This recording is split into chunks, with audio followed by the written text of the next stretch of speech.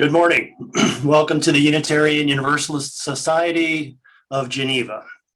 We seek to meet you wherever you are on your journey and invite you to be part of this congregation in which we draw wisdom from all the world's religions, balanced with the insights of modern science.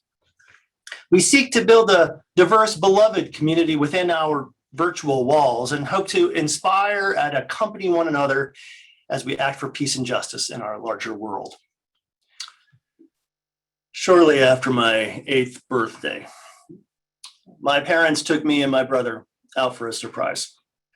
My parents never really did this. Not that they weren't spontaneous or fun or anything like that, but in the middle of the afternoon, that was unusual. It became clear immediately that my brother was in on it, though. He kept needling me about it. "Are you ready?" he asked.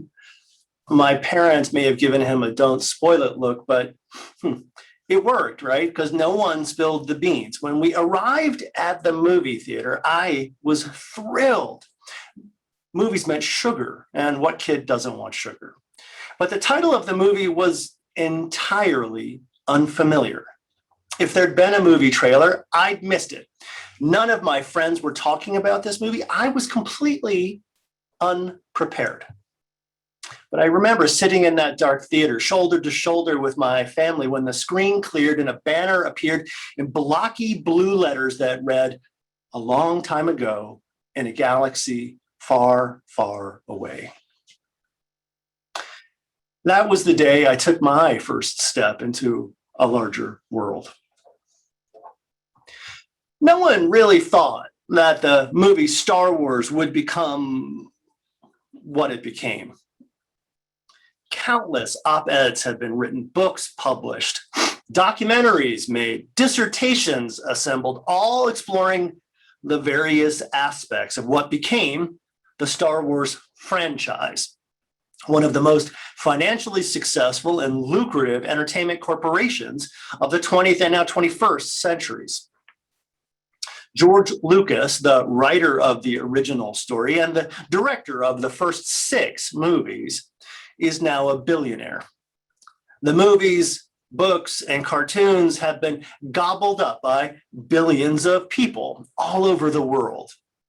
To say that Star Wars is influential in art, science, politics, it's like saying kids like sugar.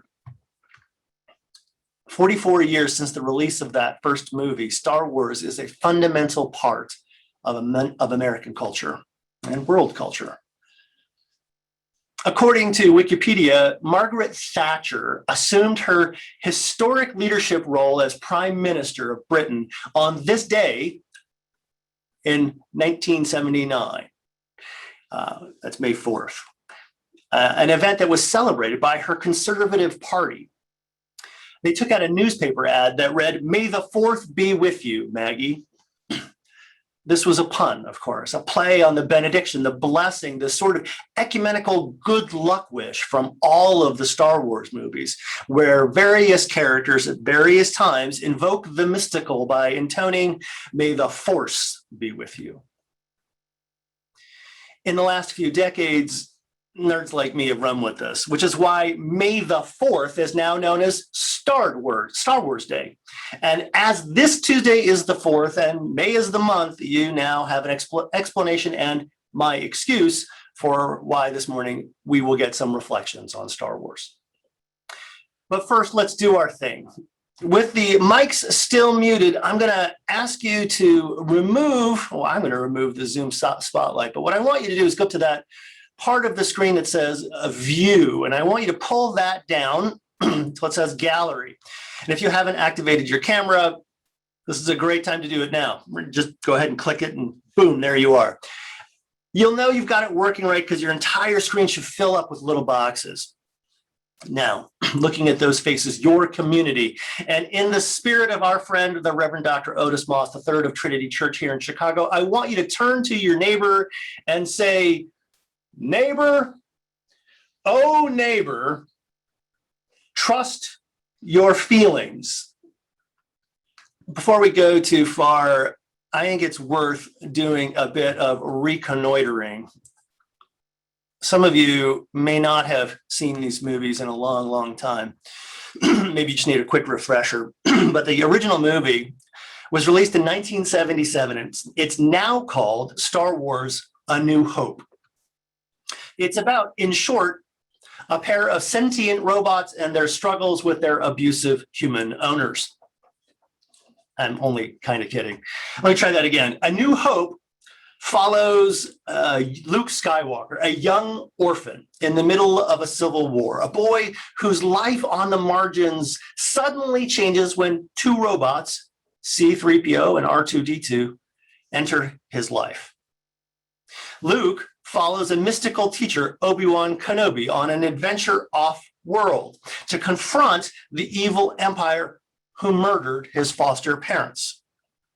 Luke and Obi-Wan meet a charmingly roguish smuggler, Han Solo, and Han Solo's co-pilot, a giant furry alien named Chewbacca. And together, the group rescues rebel leader Leia from the evil Darth Vader and then go on to save the galaxy. This is epic stuff. Space opera, as it's come to be called. Huge stories spilling across huge spaces, wrestling with timeless themes, pulled together with a plot line pulled directly out of Joseph Campbell's book, The Hero with 1,000 Faces. Now, many of you have probably commented yourselves, but you may know that a lot of folks think of these movies as kind of simple, that there's a clarity to the stories. It is clear who the villains are and who the heroes are. Star Wars speaks in the language of mythic archetypes. The villains are obvious, clearly evil, and almost completely colorless. Black uniforms, white uniforms, gray uniforms. The heroes are almost as obvious and cartoonishly diverse, right? The rebellion features dozens of obviously alien races, a profusion of colorful uniforms and outfits, but they're all struggling together for this vision of cosmic solidarity. Life and death, light and dark, good and evil, liberation and oppression, Jedi and Sith, rebels and empire. And through it all, the Force.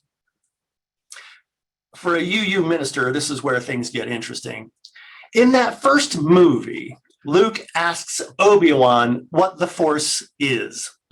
And Obi-Wan responds, "It's an energy field created by all living things. It surrounds us, penetrates us, it binds the galaxy together."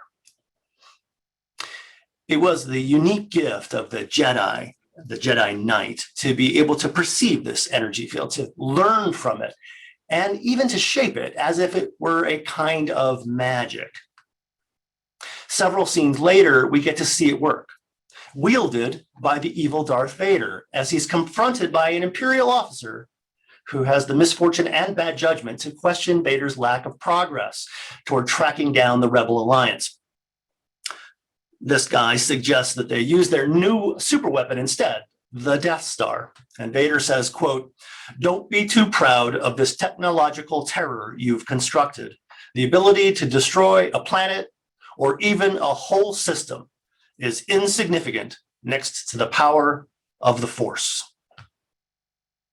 The Admiral responds, "Don't try to frighten us with your sorcerer's ways, Lord Vader. Your sad devotion to that ancient religion has not helped you conjure up the stolen data tapes or given you clairvoyance enough to find the rebels' hidden fort." Vader makes this pinching motion, and the Admiral starts choking. There's a pause, and then Vader says, "I find your lack of faith disturbing." This is my favorite scene in the whole movie, and maybe the whole series. And it's precisely here where the Star Wars franchise separates from all the other movies and TV shows with aliens, lasers, and spaceships. The Force, where science meets magic, where the mystical and the mechanical compete. And it's Vader, that black-clad figure, face obscured, with mechanical legs and a breathing machine, half robot and half wizard. This is where we see the director's sympathies. And this is it's despite what Han Solo later says, Hokey religions and ancient weapons are no match for a good blaster at your side, kid. Because viewers are left with precisely the opposite conclusion. It's not technology that triumphs, not the scientific march towards truth that liberates. Instead, what the Force adds, and what my 8-year-old self received that day in May, was an invitation to mystery, wonder, and awe. And that directorial preference, that focus, that, in my humble opinion, is exactly why Star Wars became a lasting cultural phenomenon. In the 1980 sequel, The Empire Strikes Back, which all right-thinking people agree was clearly and unambiguously the best movie in the entire Star Wars franchise, we are introduced to a new character, the Jedi Master Yoda, as we saw in our story. With the death of Obi-Wan, it's up to Yoda to train Luke in the ways of the Force so he can fulfill his destiny and become a Jedi like his father before him. During his training, Yoda, who is a 900-year-old alien, as we saw, about the size of a basketball, builds on what Obi-Wan said in that first movie. You'll recall he said, "Size matters not. Look at me. Judge me by my size, do you? And well, you should not, for the Force is my ally, and a powerful ally it is. Life creates it, makes it grow. Its energy surrounds us and binds us. Luminous beings are we, not this crude matter. You must feel the Force around you, here, between you, me, the tree, the rock, everywhere." For UUs, this might sound rather familiar. In a very profound sort of way, the Force reminds us of our seventh principle, which asks us to respect the interdependent web of all existence, of which we are a part. Those with scorecards will probably recall that the seventh principle comes to us from our siblings following Earth-centered traditions, but more broadly, interdependence is a common theme, and one found in many Eastern traditions. That there are Eastern echoes in Star Wars is hardly an accident. George Lucas has been rather explicit about his debts here, and in a 1999 interview with Bill Moyers, Lucas explained that he saw the Jedi as a distillation of Eastern traditions. God was not the Force was not God, not per se, but instead a mysterious life force inherent in and arising from all living things, a kind of animism, much like what we find with Shinto in Japan. The Jedi themselves were itinerant monks, like Shaolin Kung Fu warriors, traveling the galaxy to bring wisdom, clarity, and spirituality, and if necessary, good trouble. They had laser swords called lightsabers, my sons. George Lucas saw them, though, as diplomats, teachers, cultural translators, and even intergalactic therapists. Their power with the Force arose from a lifetime of constant discipline, vigilance, and practice, much like the followers of Confucius. Their aim was oneness and harmony, much like the Hindus and Buddhists. And most profoundly, the Jedi believed in the idea of balance, like the followers of the Tao. Balance can mean many things. It can be literal, as in keeping your balance. It can be metaphoric, as in the Taoist idea of union in opposition, like yin and yang joined. For Star Wars, there was the black yin of the Sith Lords and the white yang of the Jedi, dark and light, evil and good, up and down, left and right, a world of binaries, always opposed, but forever connected. For the Jedi, balance meant something a little more practical. As Yoda said, quote, "Yes, a Jedi's strength flows from the Force, but beware the darker side. Anger, fear, aggression, the dark side of the Force are they. Easily they flow, quick to join you in a fight. If once you start down the dark path, forever it will dominate your destiny. Consume you it will, as it did Obi-Wan's apprentice." That is, a Jedi must be careful to walk a very particular line. One step wrong and off into the abyss you go. To Bill Moyers, Lucas explained that this scene with Yoda speaks a fundamental truth, that evil and good are choices we all have to make, and choices that everyone does make. Evil is present in the heart of all living things. Jedi are taught to avoid these triggers and tendencies. Darth Vader and the Sith, on the other hand, embrace them. Vader embraced his fear, his anger, and in turn became a monster. Now, in that same scene, Luke asks, as we saw in our story, how am I to know the good from the bad? And Yoda tells him, you will know when you are calm, at peace, and passive. The Stoic philosopher Seneca, like Marcus Aurelius after him, both would have agreed with Yoda. Anger is the true enemy, and an enemy that, quote, must be met and driven back at the outermost frontier line. For when it has once entered the city and passed its gates, it will not allow its prisoners to set bounds to its victory. Anger is the enemy. The answer, the good answer, the practitioner's answer, the evolved human answer was to not let your passions, especially your anger, govern your actions ever. That was the way of the Stoic, and this is the way of the Jedi. Luke learns this lesson intimately when, against the advice of Yoda, he enters that cave that we saw that was strong in the dark side of the Force, and there he confronts and battles a ghostly vision of Darth Vader.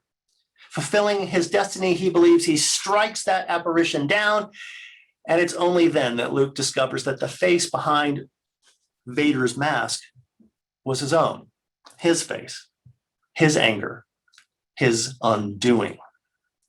Later in the film, Luke finally learns that the evil Darth Vader actually is his long-lost father. And that lesson takes a really pointed meaning. That lesson in the cave takes a pointed meaning for Luke, because balance is not an option. It is a warning. Reject your passion or become something terrible, just like your father.